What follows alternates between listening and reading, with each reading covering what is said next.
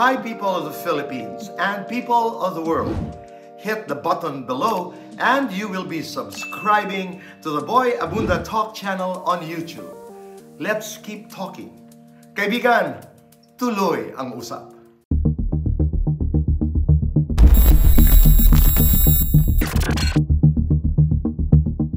Welcome to the interviewer.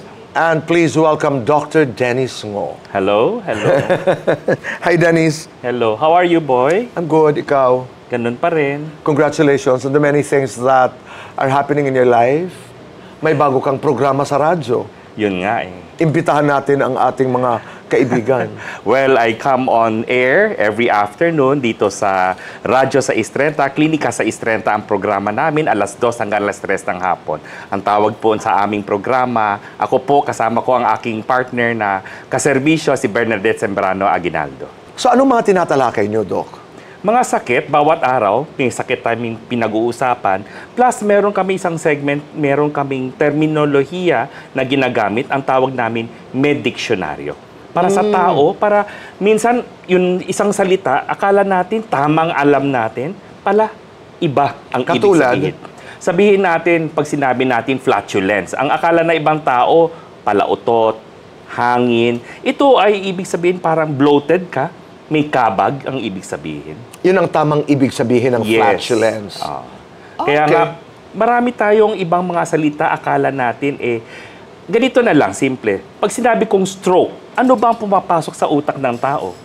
Ang stroke, ang tunay na ibig sabihin nito ay barado ang ugat sa utak. Pero, madalas at kadalasan, ang sinasabi ng tao, pag stroke, ibig sabihin inatake sa puso. Pero walang kinalaman ng puso dito kung hindi utak para ang daluyan ng dugo. Napakalaking tulong niyan, ha? Kasi for the longest time, pag sinabing stroke, akala ko talaga heart attack. So mali pala talaga yun. Mali. Dahil pag sinabi na heart attack, heart talaga ang involved. Pero pag stroke, kung sa English, sa medical term natin, cerebrovascular accident. Pero, Doc, para klaro lang sa mga kaibigan natin, alam ko you're one of the best doctors in this country, but what is your specialization? Ang specialization ko ay internal medicine at ang aking subspecialty ay gastroenterology. Sa madaling salita, ito ay tungkol sa digestive system. Sa lahat ng pagkain na dumadaan sa bibig natin hanggang sa pag-digest, at pag-metabolize at paglabas sa likod natin bilang dumi. At pag digestive system ang pinag-uusapan, ano ang principal na organ ng katawan ang ginagamit? Ang principal organ para madurog ang pagkain ay ang sikmura. Siyempre, dadaan ito sa lalamuna, esophagus. Pag nadurog na ng pagkain sa loob ng sikmura, ito po ay papasok sa maliit na bituka. Dito, kinakain, kinukuha ang nutrition, vitamins, tubig at bitamina. At ang mga sobra, mga basura, ay inilalagay sa malaking bituka or large intestine na siyang ilalabas natin bilang dumi. So, nasaan naman ang colon sa kwentong ito? Ito yung tinatawag na large intestine o malaking bituka. Ang colon ay siyang imbakan ng dumi at tagabawi ng tubig para sa katawan natin. Okay. Ngayon na unawaan na ho natin yan. So, ang large intestine ay yung colon. Tama. Okay. Itong mga produkto na sa ating harapan, ay isa po ito sa, ngayon, this makes Doc Dennis and I really excited dahil nais naming ibahagi ito sa inyo. Ito po ang Clean and Fit. Ano ang nagagawa? Ano ito, Doc? Ang Clean and Fit ay isang supplement na fiber ang laman at ang pinagmulan ng fiber nito ay palm fiber. Ang maganda dito ay may bago siyang sangkap na tinatawag na Garcinia cambogia na siyang tumutulong sa weight management. In fact, nakakatulong ito sa fat absorption, umiiwas sa pagtanggap ng taba sa katawan natin. Kaya medyo may effect ito sa weight loss kung itong hinahabol mo. Maliban sa maganda ng pagdumi mo, dahil itong fiber ay siyang iipunin niya lahat ng dumi, lahat ng basura sa katawan mo at para mailabas niya ng maayos, isang bigayan, kumbaga. Pero, kasabay na dito, ay yung mga taba ay itinatapon din niya. Okay. So, ano talaga ang principal na nagagawa ng Clean and Fit? Kasi sabi mo ay pwedeng weight loss ang epekto. Tama. Oo. Pero ang unang nagagawa nito sa katawan ay yung Fiber para i-collect ang mga dumi natin. Para doon sa loob ng large intestine, para isang bigayan, isang labasan, buong-buo, mabilis, walang hirap. Bakit importante na mag-gather lahat ang dumi at mailabas ng isa? Why is it important? Dahil siguro sa mga karanasan ng mga ibang pasyente, maski na sila ay nakakadumi araw-araw, meron silang pakiramdam na parang hindi ko na ilabas lahat. Meron akong naiipon, naiiwan sa loob. Ang fiber ay tumutulong sa paglabas lahat ng dapat ilabas para walang natitira. Dahil ayaw natin matira yung mga dumi, baka minsan may mga toxins at nakakasama din sa sistema natin. So, fiber ito. Fiber, yes. Palm fiber. Dito ba sa Pilipinas ang galing itong palm na ito? Hindi po. Meron itong special plantation sa Malaysia na siyang talagang ginawa itong buong palm plantation para lang sa produktong ito. Ano ba ito? Lalagyan ng tubig? May laman ba itong mga sachet? Ito ay, ang alam ko dito sa loob ay 7 sachet. No? Okay. Kumbaga para sa isang buong linggo, bawat sachet, ipapatunaw ito sa isang basong tubig. Iinumin Gaano karaming tubig? mga 180 hanggang 200, isang goblet, isang basong tubig na Alright. standard. At inumin ito bago kumain, kung gusto niyo sa umaga o sa gabi. Sa gabi pagkatapos kumain o pag... Bago kumain. Bago kumain. Mga 15 minuto bago kumain. pati rin sa umaga? Pati sa umaga. Pero, pwedeng once a day lang. Ako mismo, once a day ko lang ginagawa. Kailan? Sa gabi, sa umaga? Umaga ako. Umaga. Bago mag-almusal, isang sachet ako. Pero baka naman, ikay, halimbawa, pumunta sa banyo ng madalas sa buong araw. Ang maganda nito, hindi yun inom ngayon, dumi ngayon. Inom ngayon, ang pagdumi ay yung natural or timing ko bukas na umaga. Sumusunod siya. Oh, so pag sinabi itong clean and fit ay para sa colon cleansing, Dok, tama yun. Pwede natin gamitin yung word na colon cleansing para mas mabilis intindihin. Pero kung sinasabi natin, ito ay parang to complete evacuation, to clean up. Okay. Okay? To clean up yung laman sa loob ng colon natin. Okay. So, up pa rin pag sinabi mong naglilinis sa colon. Mas mabilis intindihin pag sinabi natin colon cleansing. Alright. Kasi dati ako may in-endorse na mga produkto na may kinalaman din sa paglilinis ng colon. Pero, what separates this? Bakit maganda ito? Or some people would say, there are testimonials that say na mas maganda raw itong clean and fit. Dahil pag pinatunaw mo, hindi siya namumuo, walang clumping effect, mas mabilis i-dissolve, at ang lasa mas okay. Alam ko yung in-endorse mo dati. Nasubukan natin before, maganda siya pero namumuo, ang tagal natin bago patunawin. At ang maganda nito, may karagdagang sangkap, yung tinatawag nating Garcinia cambogia, na nakakatulong sa weight management or weight loss nga. So parang dalawa na. Nalilinis ang colon, tapos doon sa mga nais at nagnanais magkaroon ng weight loss, meron din itong kapangyarihan, ika nga. Dahil bibigyan ka ng sense of fullness para hindi ka maging gutom, pirme. Pero Doc, ang tanong, healthy ito. Dahil wala naman itong side effects. Walang side effect, hindi ito nagkakaproblema o hindi nakabangga yung mga gamot na iniinom ng mga pasyenteng may high blood pressure, may diabetes. Ang tanging sinasabi lang namin ay dapat sa buong araw, sapat ang tubig na iinumin mo. Ang ibig sabihin ng sapat ay? Sabihin natin, kada 2 oras, bigyan mo ako ng isang basong tubig, hindi lamang sa panahon o pagkakataon na kayo kumakain, saka kayo umiinom. So, pwede ito doon sa may mga high blood? Yes. Pwede ito sa... Diabetes. What about buntis? Wala pa kaming pagsusuri sa mga pasyenteng o mga kababaihan na buntis. Kaya hindi ko muna i-recommend. Pero towards the last trimester, pag buo na ang baby, pwede na. Dahil okay. sa unang 3 o 4 na buwan ng pagbubuntis, karamihan ng mga doktor sasabihin, wala muna tayong ibibigay na anything dahil ito yung panahon na organogenesis, binubuo ang bata. Pero pag sa huling trimester, huling tatlong buwan, buo na ang bata, hindi na problema. At doon nagkakaroon ng madalas yung pag-iipit, yung constipation, dahil medyo malaki na nga. Yung side effects na baka naman pag inom ko, manakit ang aking tiyan. Ang sakit na mararamdaman mo, yung pangkaraniwan na sakit na nagsasabi sa'yo, huy, pumasok ka na sa kasilyas, kailangan mo ilabas. Yun lamang. Yun lamang. Hindi ito karagdagang sakit na siyang magiging sobrang masakit at mamimilipit ka. Hindi naman. Malamig na tubig o mainit na tubig? Maligamgam, malamig, tap water, pwede, basta malinis na tubig. Walang laman ang tiyan, no? Pwede? Walang laman, dapat ang tiyan dapat. pag iniinom to before a meal. Dapat araw-araw. Pwedeng every other day, depende yan. Dahil ikukunin mo yung pattern mo. Ang mas gusto natin, araw-araw dumudumi ka. Right. Kaya pag ikaw, kung sa bagong new user ka, ay sasabihin ko sa iyo, every other day muna tayo.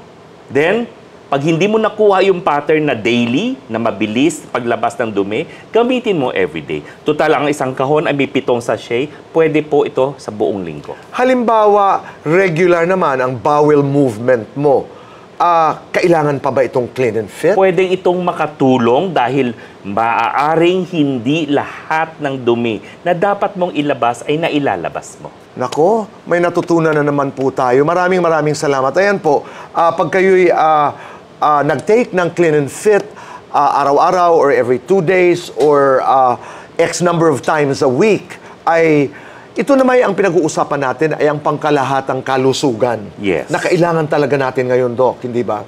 Overall wellness, parang dahil minsan tinetake for granted natin ang pagdumi, hindi naman pala okay. Pero pag nasubukan mo ito, makikita mo, mas maganda pala ang epekto. Common ba ito sa ating mga Pilipino? Madalas maririnig mo, hindi sila araw-araw dumumi at ang tagal nila nakaupo sa kasilyas. Sabihin natin, dapat mga 5 minuto, tapos ka na. Kaso minsan, 5 minuto, wala pang lumalabas. Ibig sabihin, may issue ito. Ito rin ay nakakatulong sa problema ng constipation. Yes. Kaya nga kailangan natin ng fiber. Kasi pag sinabi natin ang isang tao ay constipated, ibig sabihin, sila ay dumudumi 3 beses o less. Or, araw-araw dumudumi, but meron silang sensation na hindi lahat na ilabas. Pangatlo, dumudumi araw-araw or maski na hindi araw-araw, pero sobrang effort para mailabas with so much para ilabas, constipation pa rin yan. Tama. Pero dali na natin ngayon si Latif para sumali sa ating pag-uusap. Narito po yung aming kaibigan. Latif, no, just stay there. Okay. Yes. Here, Latif. Okay. You can sit down and join our conversation. Si Latif po ang may-ari ng Rana Pharmaceuticals. Maraming salamat, Latif, for your time. Thank you. With me and Doc Dennis. Ang tanong naman ng tao, where can we get clean and fit? This one, you can get it Rana Pharma Office. And then my assistant will explain in the Facebook, Daniel. Okay. He will explain how to order on the Facebook and online. Halika, Daniel, you can join us here. This is a family conversation. Daniel, paano namin mahahanap, sabi ng mga nakikinig sa atin, itong clean and fit? Mabibili po yung Clean and Fit sa Facebook. Hanapin lang po yung page ng Rana Pharmaceutical. Which is? Search lang po sa search bar ng Rana Pharmaceutical at ng Clean and Fit po. Naroon na ngayon yan? Naroon na po ngayon. Pwede ba natin pag-usapan? Kasi importante ngayon yung kaya ba namin ito? Kaya ba ni nanay? Kaya ba ni tatay ang presyo nito? Yes po. Magkano ba ito in other words? Sa isang box po ng Clean and Fit ay ang presyo lamang po niya ay 599 pesos lang po. 599. Ilan ang laman ng bawat box? 7 sachets na at libre na rin po yung delivery niya. Yes Oh, po.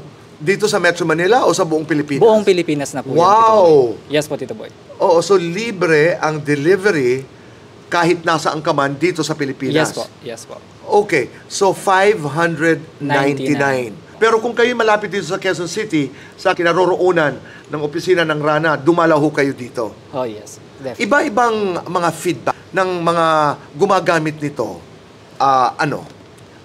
Kadalasan po is regarding po sa pagbabawas. Dati, yung mga iba hindi nakakapagbawas or nahihirapan magbabawas. At ngayon, tuloy-tuloy sila sa pag-order only because nare-regulate or nagiging regular na po ang kanilang pagbabawas po. Yun po yung pinaka-feedback po ng karamihan sa mga nagiging customers po natin. So, sa ngayon, ito'y available pa lamang dito. Yes po, dito Rana. Sa Rana po. Wherever you are in the Philippines, pwede po Facebook, Rana Pharmaceuticals, pwede ho tayo makabili nitong clean and fit. Ano ang iyong mensahe, Latif? Your message for the people out there eavesdropping on this conversation?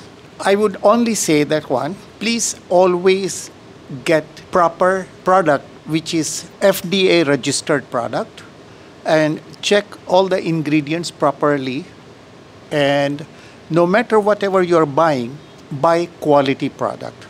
Don't buy basta product just because of the price. Why is this the best colon cleansing supplement in the market, Latif? It is the best because has been proven before we have other brands. But this is, so far, we have improved a lot.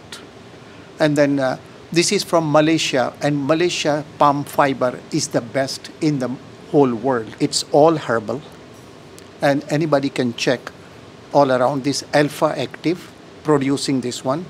And the palm fiber they're producing, it is exclusively, they are the one who have the equipment to extract the powder from palm.